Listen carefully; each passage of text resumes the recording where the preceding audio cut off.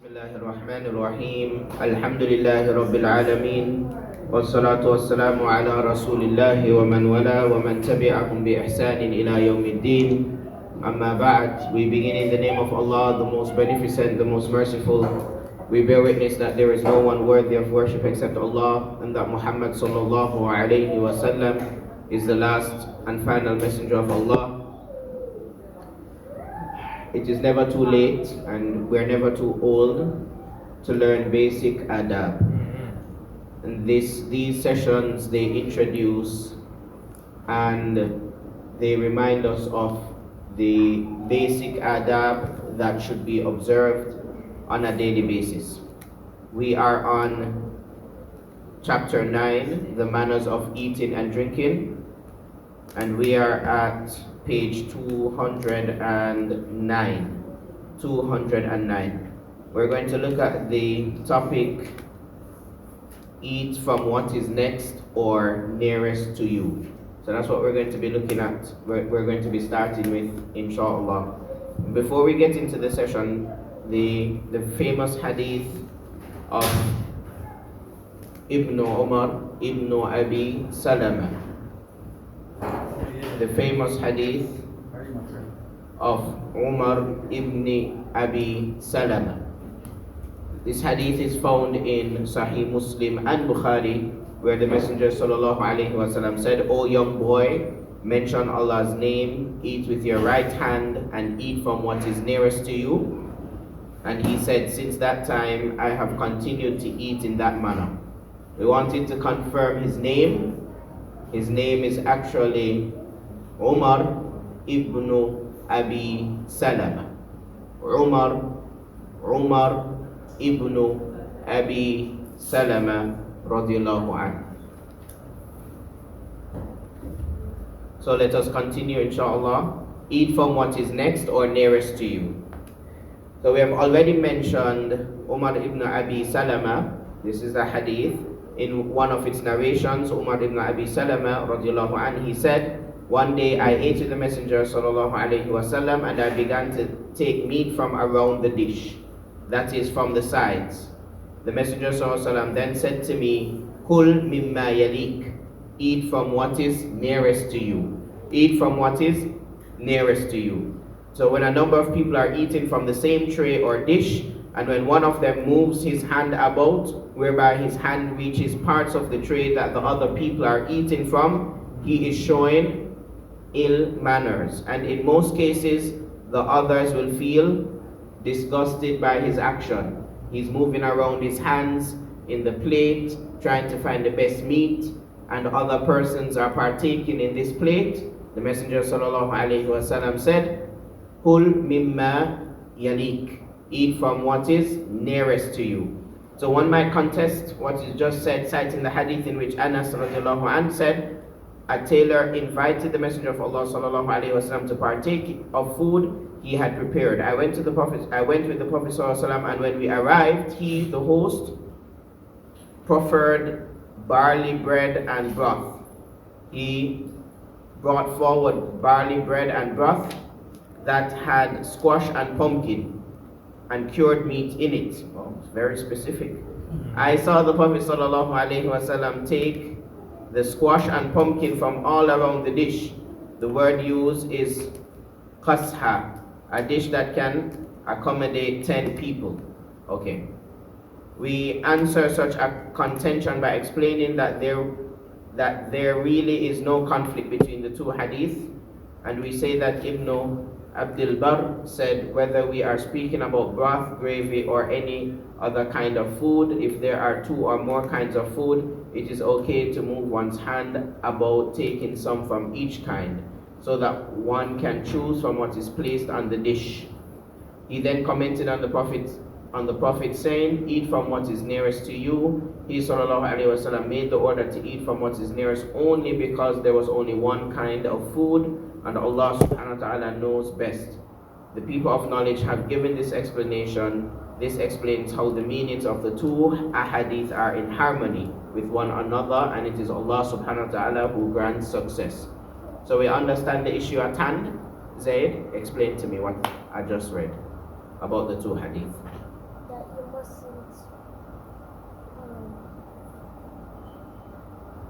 Sajad, you You next. must not. You must eat from what is nearest to you. You must eat from what is nearest to you, yes? But there was once where the Messenger ﷺ was moving his hand around the plate. How do we understand that hadith in light of his statement, eat from what is nearest to you? There There was different types of food. were different kinds of food. Ahsant. Excellent. Very good. Alhamdulillah. Yes, you did a good job. There were different kinds of food on the plate.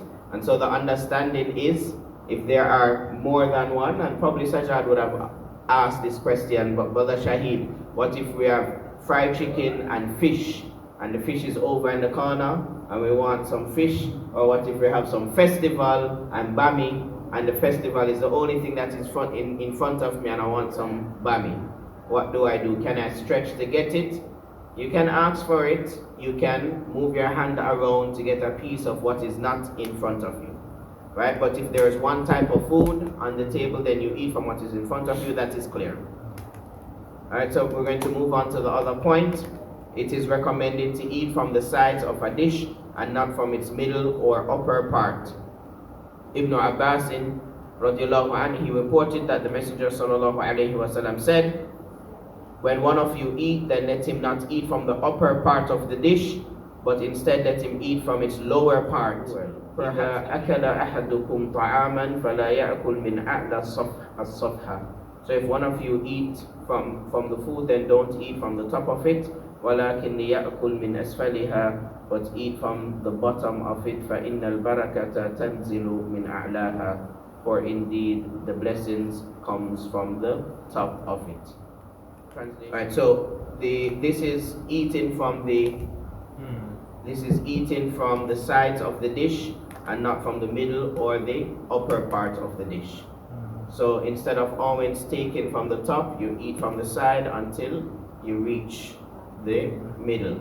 So you eat from the side until you reach the middle. So based on what I'm understanding here, if we have, take for example, if we have a meal, whether it is porridge or something that is hard, and we're eating, or rice and we're eating, we don't continuously take it from the top, we take from the side and eat.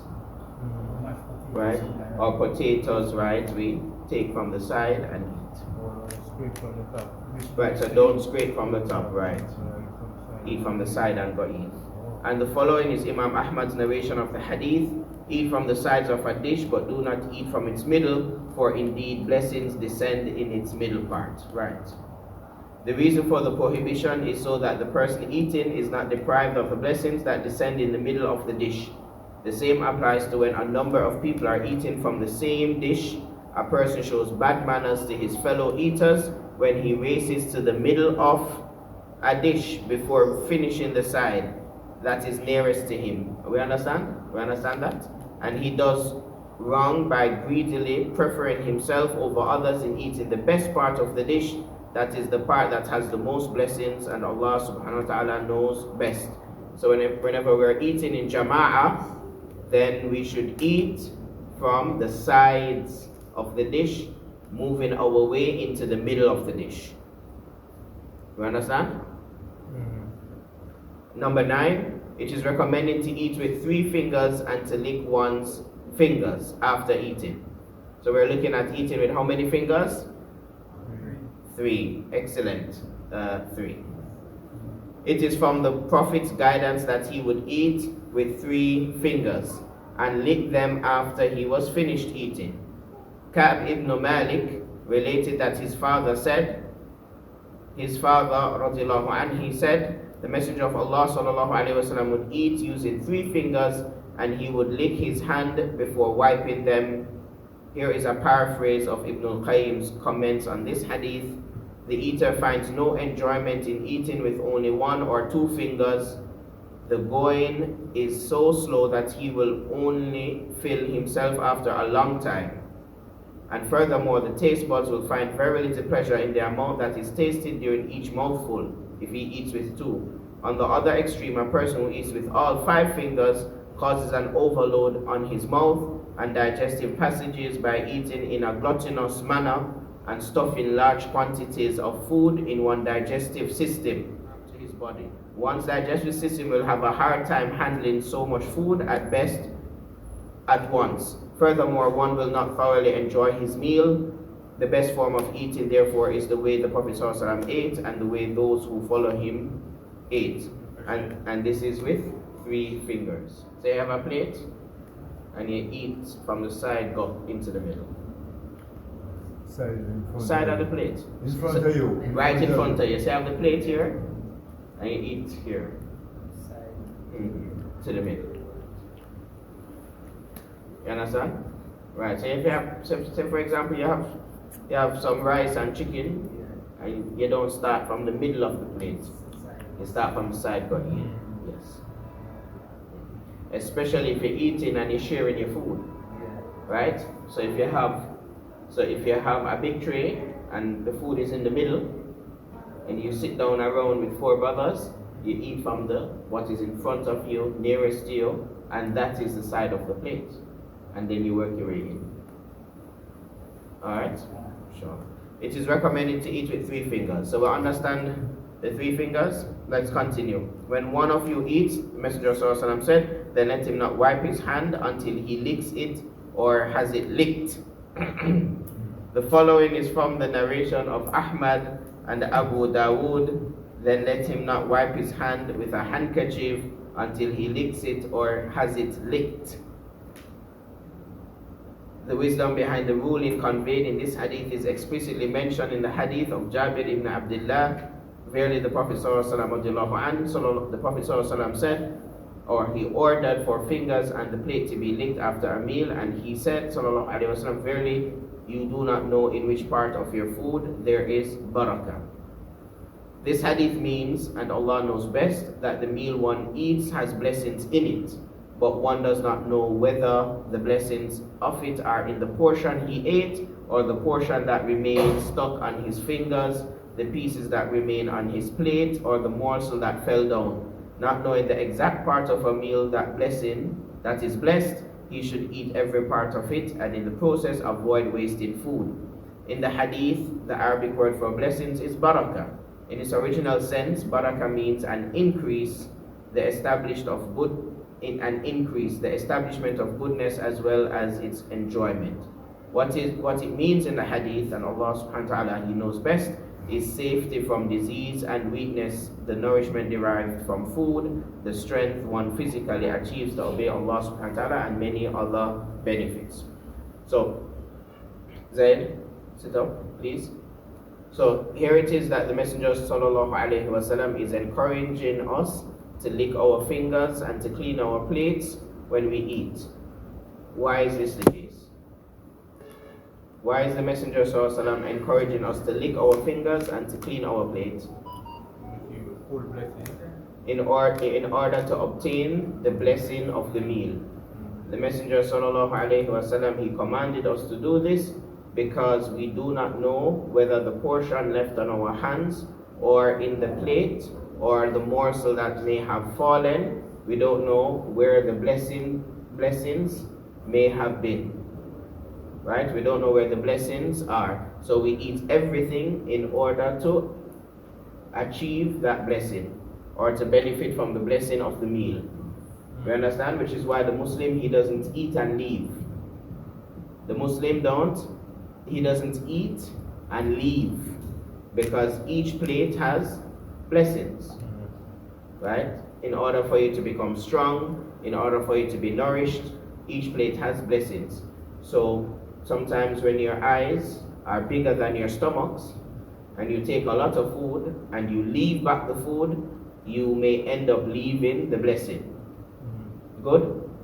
Which is why you take small portions and you wipe it clean. You understand, say? Small portions of food and eat everything. Najma? Small portions of food and eat everything. You and Najma and Zayd, you're always giving Abu the blessings to eat. Because you leave the food and you come to Abu and say, here is the blessing, Abu. There was no blessing for me.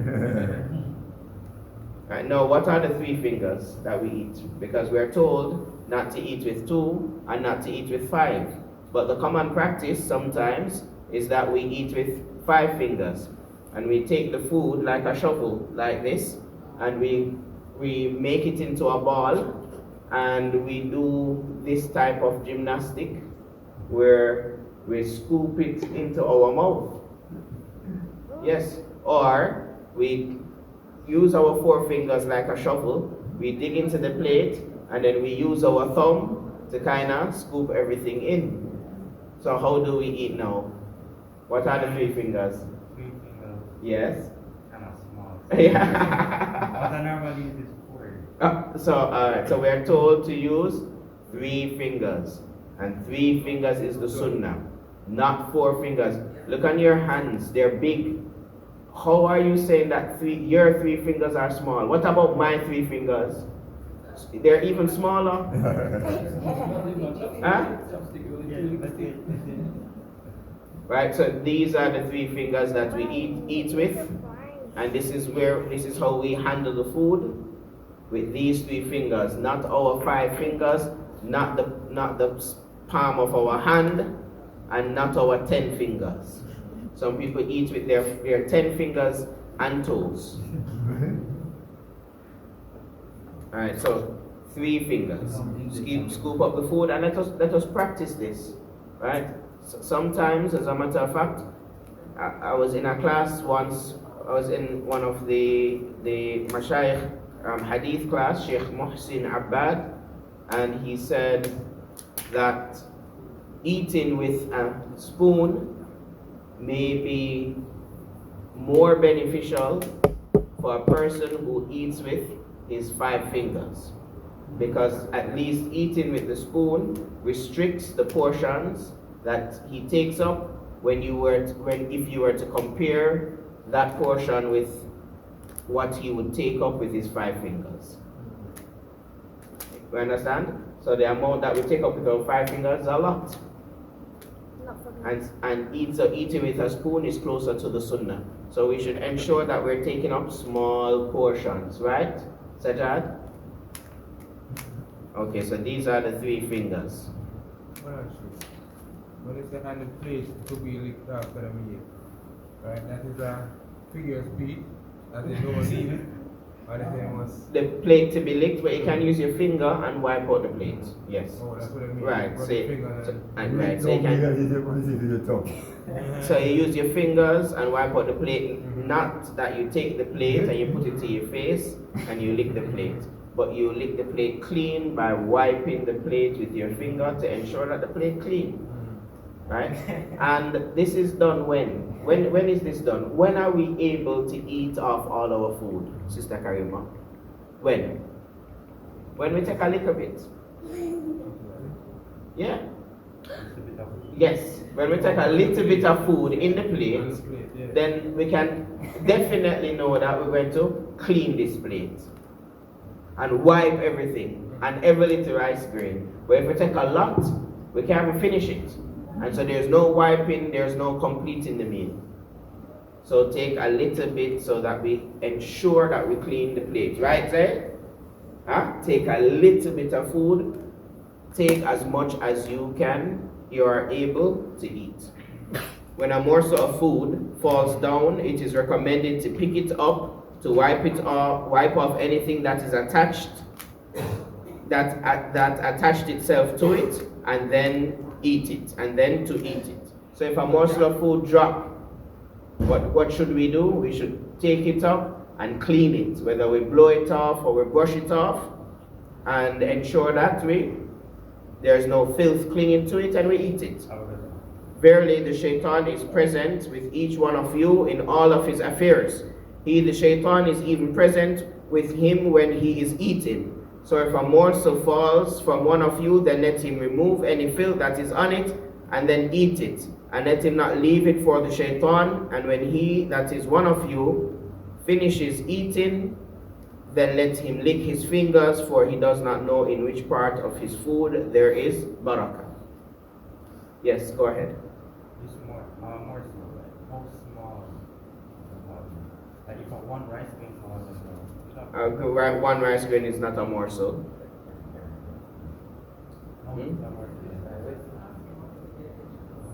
A morsel is a clump of food or a piece of food, something that you would eat, whether it is a mouthful or half of a mouthful. This would be a morsel. So something that you would pick up with your hands and eat. Right. So okay. So a quantity that is sufficient for you to break your fast. Yes. That would be considered a morsel. So anything that you take up and put into your mouth to eat, that's a morsel of food. Let us point out some of the lessons we can learn from this hadith. First, the shaitan is ever present with every human being, looking not only for opportunities to inflict harm upon a person, but also for a chance to share with him his food and drink. Second, we should remove any dirt or foreign objects that attaches itself to a morsel of food. We get that, Yusuf, we got that? Yeah. We should remove any dirt or foreign objects. Then we should eat it, realizing that we are preventing the shaitan from eating it. Shaitan is our enemy, and as such we should not only protect ourselves from him, but we should also make sure that he does not achieve any benefit from us. Third, the blessings of a meal might be in the portion that falls down on the ground. So we should pick it up and eat it and not lose out on the chance of eating that particular part of a meal that has blessings in it. Fourth, we must believe, as the hadith informs us, that the shaitan is always present with us. We cannot and must not therefore follow the way of those who use their defective minds to reason and interpret until they end up claiming that it is not possible for shaitan to be with us all the time.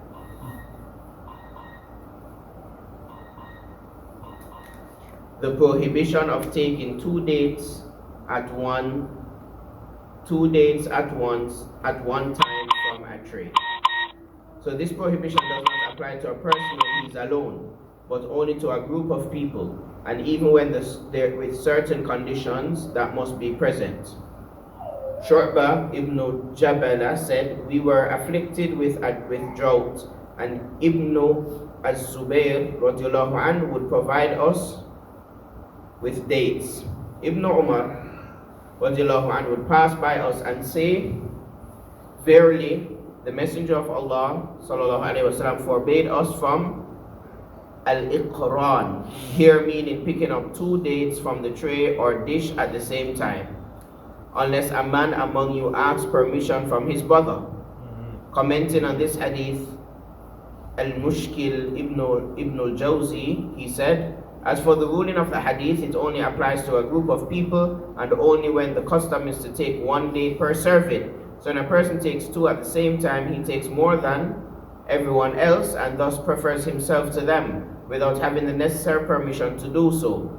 And so from the wording of the hadith, some scholars have understood an outright prohibition, and other scholars have understood al-karaha, which means that it is disliked to do so. The correct ruling is the correct ruling is one that is more detailed. If, as a group, they collectively own the dates, then it is haram to take two dates at the same time unless they are satisfied with one of them doing so. How does one know that they are satisfied with that? Either they say so plainly or their situation shows that they do not mind. Regardless of how they express their satisfaction, one should know for sure or be almost sure that they do not mind him taking 2 days. But if he has doubts about them minding, it is haram for him to do so. If one takes 2 days at the same time without the owner of the food being satisfied with him doing that, then he is perpetrating haram.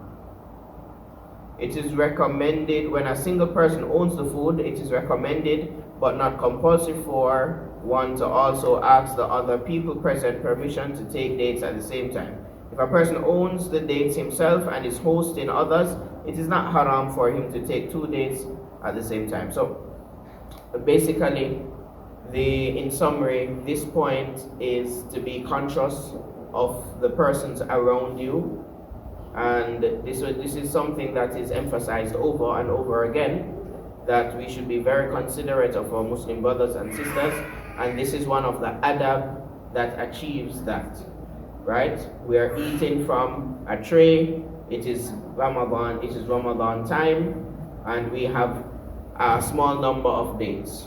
It is haram for someone to go and pick up 2 dates, knowing that the dates that are there are not sufficient for everyone. Yet he takes up 2 servings. Why?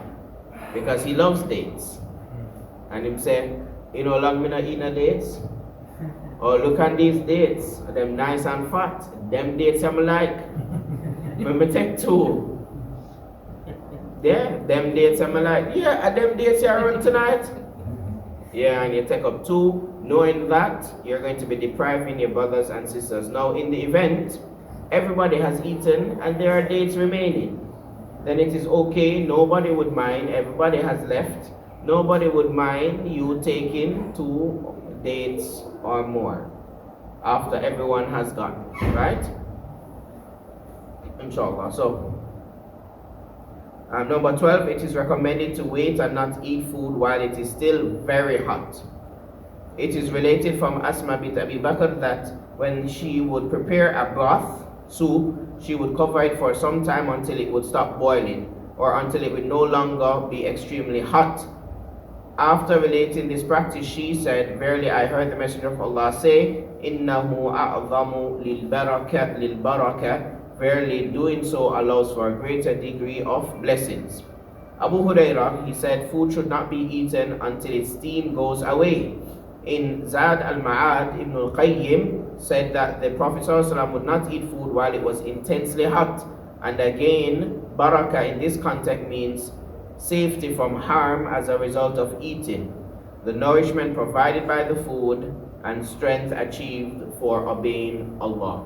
And I want everyone to take note of the fact that when we eat and drink, do we notice a recurring theme? And that theme is that when we eat, then we should not harm ourselves by what we eat. It should be a nourishment provided to the body by the food, and it is a means of strength, all for achieving the obedience of Allah. All for achieving the obedience of Allah. So we should not eat in a manner that harms us, that prevents us from worship. In the month of Ramadan, we eat so much.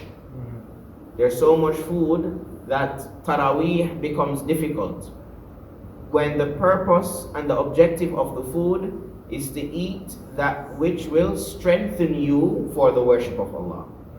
Not eat the amount that will harm you and prevent you from worshiping Allah.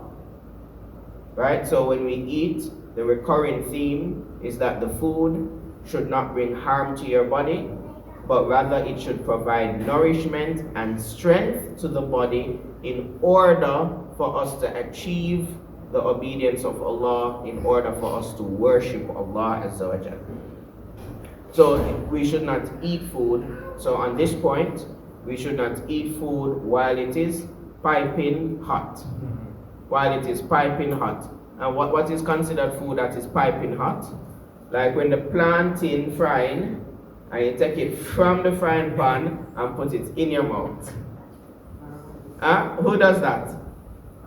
Who tastes the plantain from the frying pan? you, Joseph? You can do that? Take out the plantain from the frying pan and put it in your mouth? Because that rough, you know. Oh, you did already? Yeah, man, that rough, man. You have to wait till that cool. Yeah, you have to wait till that cool. So your tongue and your lips and the inner part of your mouth would, right. The inner part of your mouth would. That sounds like somebody that steal. Scald. You mean the plantain? Yeah. Yeah, of course. Right. So in this case, we should not eat the food if it is steaming. Right? Najma, just make it cool down a little bit. So let me ask you a question. Mm-hmm. So she was making a broth and she would cover it. There was some people they just take out the food or the soup and they just cool it. They blow on it and cool it. Okay, so take out a broth and cover it to protect things from falling into it. While it's cool. Yeah, while it cools. Right, so covering your food is always something that is practiced from the Sunnah, that you don't leave vessels uncovered. So if you're putting it down, you don't know what may fly into it. Remember, in those days, you don't have mesh, you don't have enclosed areas like how we have it, right? I mean, you can put the food in the fridge. If you can put it in a microwave. You can put the food basket over it to prevent flies from coming. These are all means of covering, right? But in terms of blowing in the food is permissible if you are alone. If this is your food, if it is your cup of tea, or if it is your food alone where you're not eating with anyone else, then it is permissible for you to blow into it. However, in other circumstances where a vessel is being shared, yes, and the food, you're sitting around a tray and it is hot, you're not allowed to blow into it to cool it down. Rather, you should wait until it is cool, right? So we have some rice and peas and some stew peas and rice. Stew peas and white rice come during the month of Ramadan, and we put it out and it's piping hot. Persons push their finger in it and they get burned, right? What should they do? Just charge it for me, please. What should they do in this event? No, yes, wait until it is cool. Wait until it is cool. That is the only one that needs to charge. Just turn that one off, and the charger is there. What if you have your spoon, you take it up and then blow it in the spoon? And you're eating with persons? No, you're not allowed to do that. Because once you're eating with people, things, yes, objects may fly from your mouth. Things may come from your mouth while you are blowing, and then it falls into the food. Other persons are sharing the food with you, and this is why it is prohibited. There are hadith that speak about the prohibition of blowing into the food, and the commentary of those hadith give the exemption if a person is alone. So if a person is alone and it is his own thing and his own little plate, then he can blow into it. But we should not practice the habit of blowing. We should not practice the habit of blowing. What we should do is just kind of wait until the food cools down a bit, right? Alright, so number 13, the prohibition of finding fault with food or scorning it. Very good. This is an excellent point. Abu Hurairah radiallahu anhu, he said, the Messenger of Allah sallallahu alaihi wasallam never found fault with food. When he desired something, he would eat it, and when he disliked something, he would simply leave it without scorning it. So Abu Hurairah radiallahu anhu, he said that the Messenger sallallahu alaihi wasallam, he never found fault with food. If he liked the food, he would eat it, and if he didn't like the food, he would leave it alone. Now, what is the common practice? If we like the food, we eat it, and if we don't like the food, we eat it, but we talk about it. We still eat it, even if we don't like it, we still eat it. Yeah. And then we talk about the food. Subhanallah, the lady last night made a big deal. More than disgrace. Made a big deal about the food. And even the males around her, I don't know who these males were trying to calm her down. Yeah? Who were these males? Can't be her, man. Because the man, auntie, maybe, it has to be. My daughter told your auntie, because she had a child with her. When we first go in there, a little kid. And they come up to us. Oh, she came up to you? Well, she came up to Sister Karim and I was like, She came up to Sister Karim to do what? no. Oh, to ask about the food? No, I never started. A little kid, a little baby. Oh, the little baby. boy. Okay. Alright, so here the sunnah is don't say too salty, too little salt, too sour, too soft, too hard, not properly done. This could have done some more. Or this looks so. I wonder how this tastes. This not smell right. Or anything. If you're eating, like if somebody make very salty and you're like, yo, put this salt in next time, you just Just say that after done. Yeah, no, okay, so you can make recommendations to the cook outside of the circle, right? So if you want to leave it alone, if you know that somebody eats put out a salt in their food, then don't eat their food. Where all these foods are salt, you know, say it's salty, you know it's peppery, just don't eat the food. But nowadays. But if you're going to eat it, don't say no. Oh, so when you eat it, don't say. Yes. If you're going to eat it and it's salty, not say no. Finish it. Yes, and you know what? You know our culture is? When we eat the food and we find a fault with it, we say to our brother, all the food tastes. It tastes too salty, don't. It tastes too salty. I say, yeah, yes. And then we say, salty man, I never like that food. You want me eat it half though? Yes, Sister Karima. Are you allowed to say taste it first? You know, like when you're colonials and people say, I'm going to taste it first. Yeah. Oh, yeah. That's kind of tricky. Alright, if you have doubts about the food, take a little bit. Or taste somebody else's food. Oh. Right? So if you have doubt about the food, if you are concerned that you may not eat the food, then take a little bit, or ask for somebody to taste it from somebody and then hold your own position. Right? Because they say taste is subjective and not any and everybody have the same palate. Right? Or taste buds are different. Some people like it soft, some people like it hard. Some people like it hot, some people like it mild. Some people like it spicy, some people like it bland. Just don't complain about the food. And remember, the food is for what purpose? Nourishment. That's what the food is for. So sometimes, Sister Karima, and if you were to look to bodybuilders and these people who they eat food for a given purpose, not for the taste of it, right? And so they eat chicken breast, bland, and they eat types of food, egg yolk, specifically for the protein substance, right? And for them it's functionality, it's not taste, right? And they endure that for the purpose of what? Building their bodies. So this is the mindset and the condition we should have when we're eating food, which is that it should be functional. Why are we eating? We're eating for nourishment. So if we're weak and we need to eat food, the salt now going to disrupt that. We're going to eat it nevertheless because taste is secondary.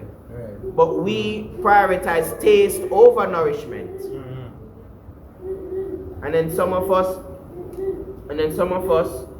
would take the nourishment, which is eat the food and still complain. Yes. Alright, so the prohibition of finding fault with the food. Yes, go ahead. So let's say you eat before, everybody's together and you eat it, and it's you're saying to somebody try it or taste it first because it's like, hold on, this may be spoiled. You know what I mean? You're preventing them from the harm of weight. This may be spoiled. Taste it and tell me what it is.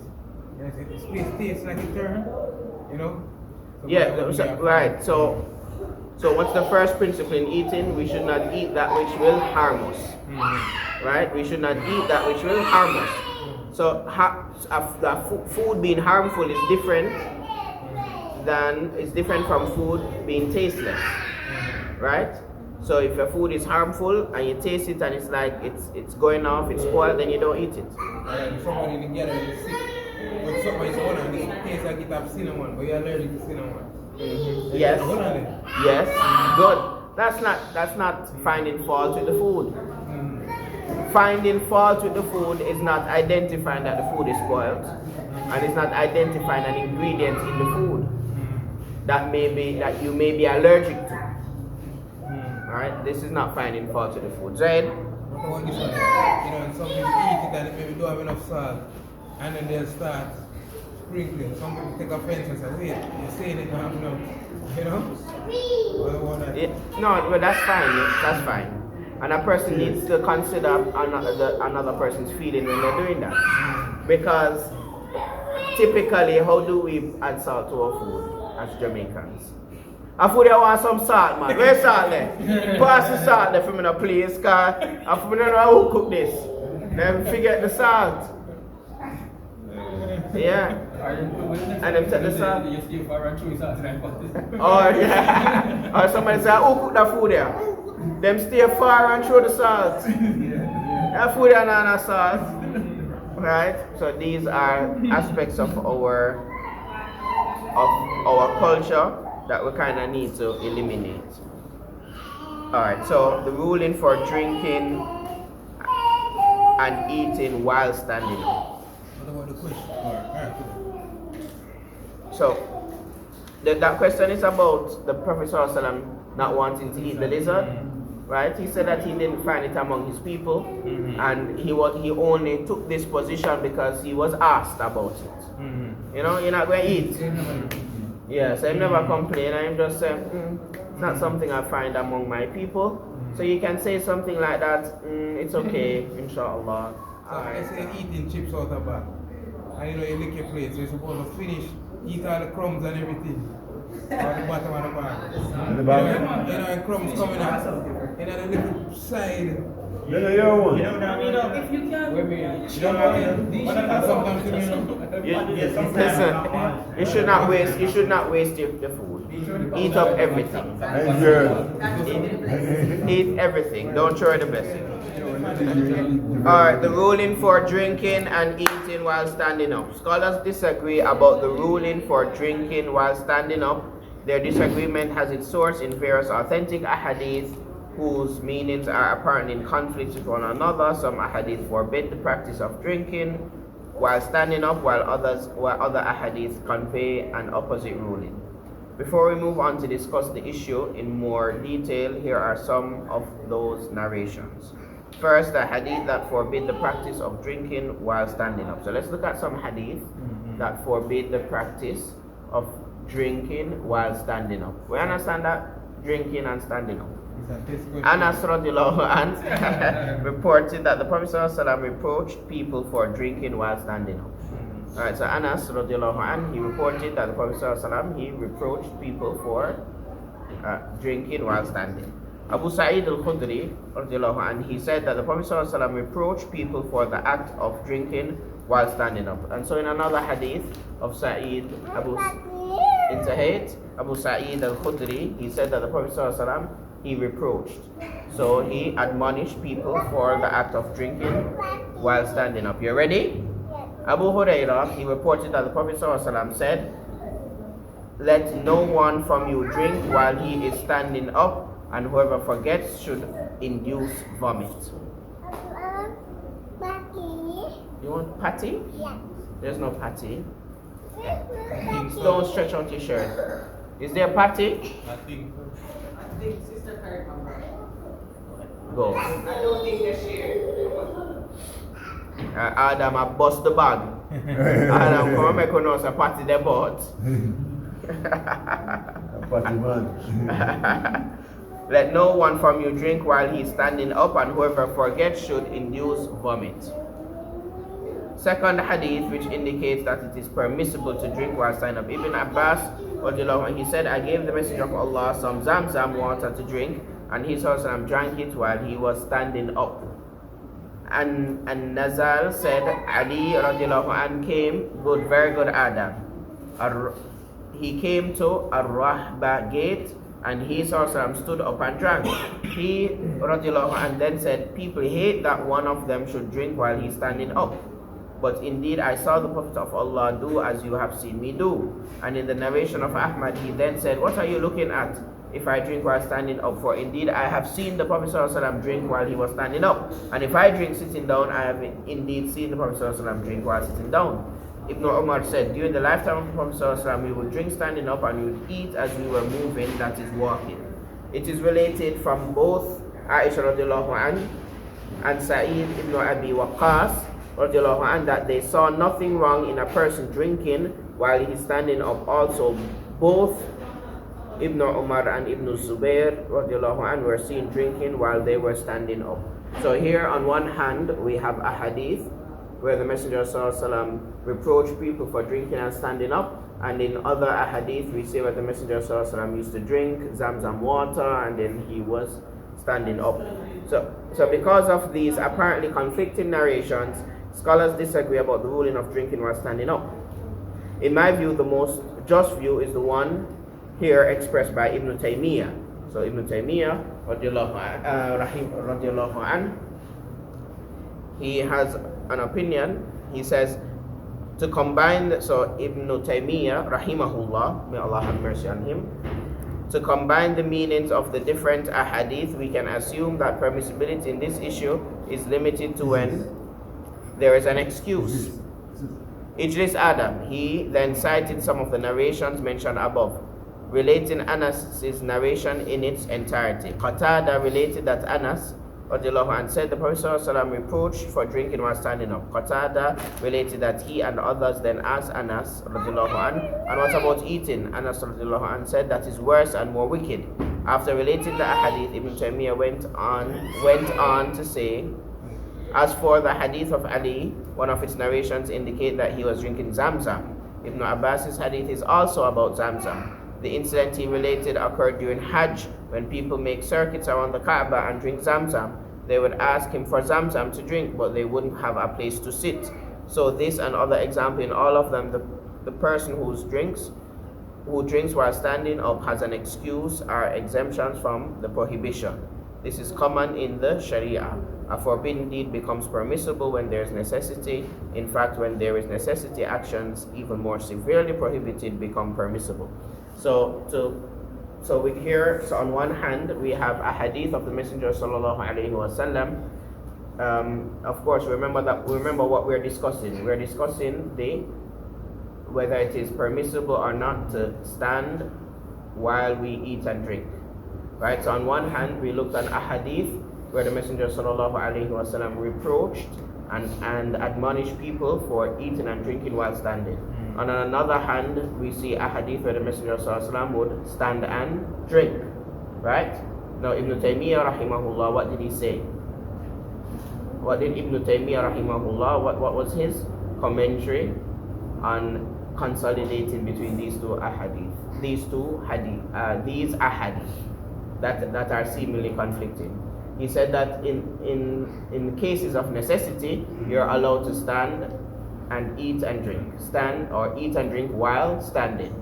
And we see in the ahadith where the Messenger of Allah was standing while he was drinking, what he was actually drinking was Zamzam. Right? So, and in these circumstances, Zamzam water. Zamzam water, right? This is from the well in Mecca. Right? So, and we see where it's difficult for someone who is drinking Zamzam or is in Mecca to kind of find a comfortable place to sit, right? So when you take the water, sometimes you want to drink 2 or 3 cups, and this is fine.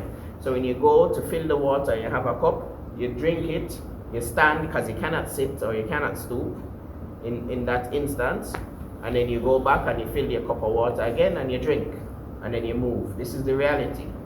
Good. So because eating and drinking is a necessary aspect of our lives, we should make sure that we are able to sit, to eat and drink. But in circumstances when we are not able to sit, when we are on the move, and we have to eat and drink for the purpose of what? Nourishment and strengthening the body, not as a means of harming the body, right?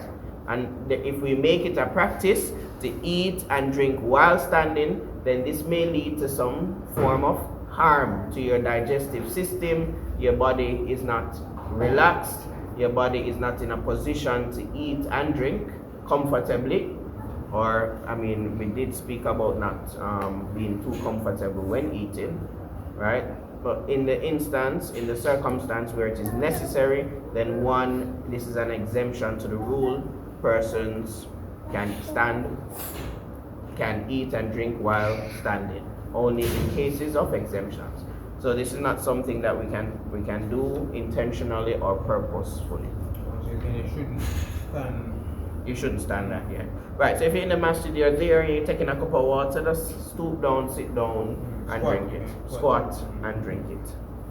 Right. Okay, so it's 7:30, so I will end here, inshallah. It is this